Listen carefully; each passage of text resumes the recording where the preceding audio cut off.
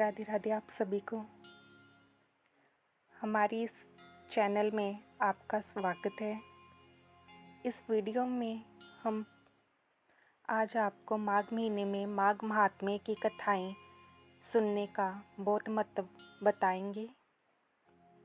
माघ महीने में कल्पवास के दौरान मंदिरों, आश्रमों और नदी के किनारे सत्संग, प्रवचन और माघ महात्म्य की कथाएं सुनाई जाती हैं।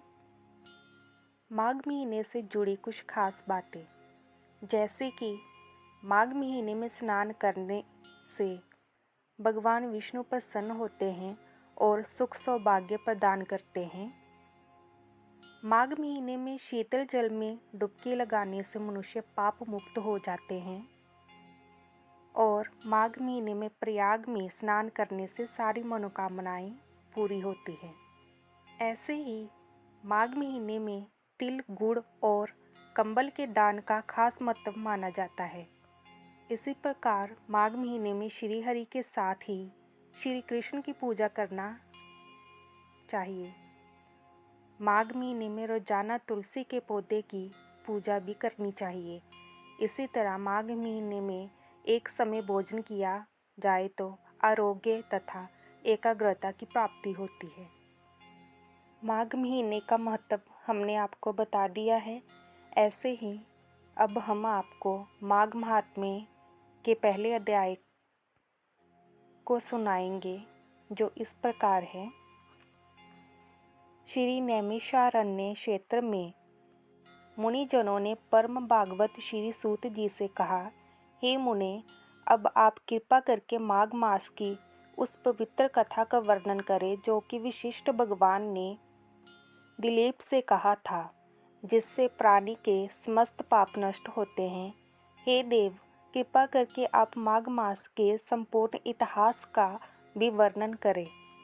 सूत जी बोले, हे मुनिजनों, तुम धन्य हो। भगवान श्री कृष्ण की भक्ति में लगा तुम्हारा मन देखकर मैं बड़ा प्रसन्न हूँ।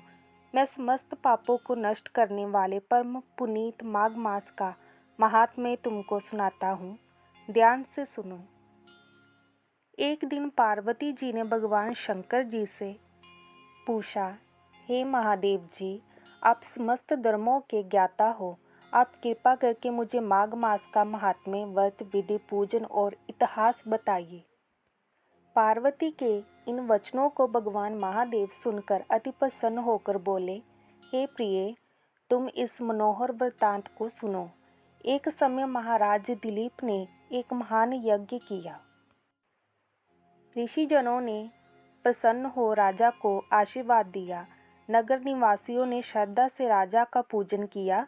तब वे प्रसन्न चित्त राजा अपनी सेना सहित वन में मृग का शिकार खेलने गए। समस्त अस्त्र शस्त्रों से युक्त दिलीप वचन आदि धारण किए, हाथ में धनुष बांध लिए वन में शिकार खोजने लगा। उनके पैदल सिपाही भी मनोहर जंगल में विचरने लगे। शिकारियों का दल वन में देखकर सभी जीव शांत होकर अपनी गुफाओं में चले गए।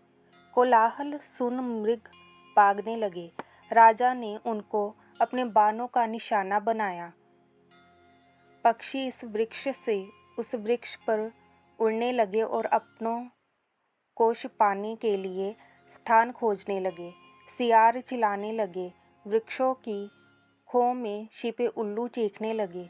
वन में शांत प्रदेश में जहाँ घने वृक्ष थे, फूलों की सुगंध महक रही थी।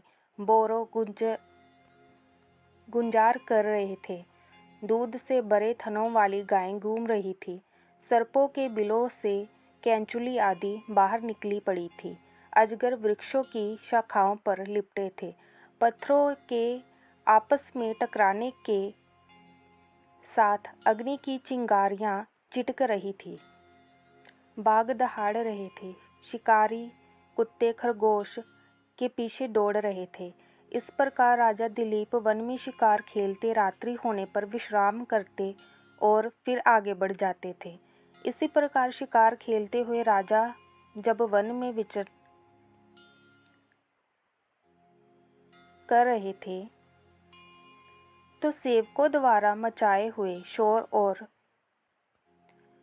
सुनकर एक मृग जंगल से निकला और इधर उधर चौंकड़ी भरने लगा।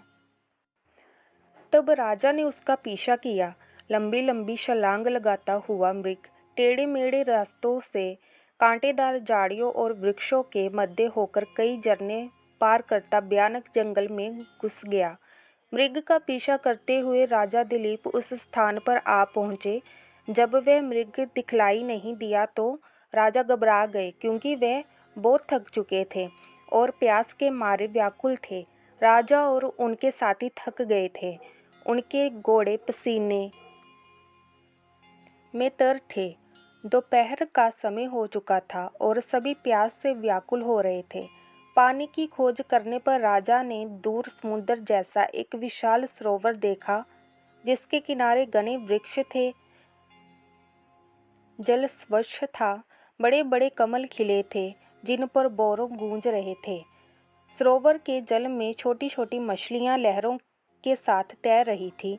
उस सरोवर के किनारे पर अनेकों पशु पक्षी घूम रहे थे। इस सुंदर सरोवर को देखकर राजा और उसके साथियों की थकावट दूर हो गई। राजा व सैनिकों ने सरोवर के जल को पिया और वहीं रात्रि व्यतीत करने के विचार से डेरा डाल दिया। राजा और सैनिकों ने संध्या को भोजन आदि से निवृत्त होकर शस्त्र संभाल लिए।